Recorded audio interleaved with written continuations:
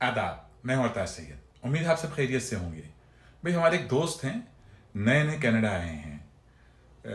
एक दिन अचानक मेरे पास आ गए, कहेंगे अरताज भाई। मैंने क्या हो गया भाई? कहेंगे अरताज भाई समझ में नहीं आता। मैंने क्या समझ में नहीं आता?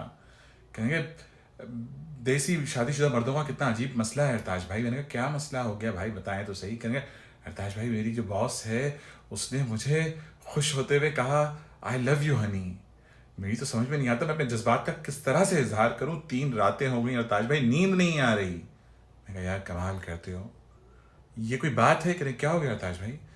यार ये तो आम बात है भाई, आम बात है। यहाँ तो कभी भी बॉस खुश होकर कुछ भी कह सकता है यार, गले भी लग सकता है। तुम एहतियात करना। बताओ। हाँ, फिर मुझे याद आया, मुझे भी 1 हफ्ते तक नींद नहीं आई थी।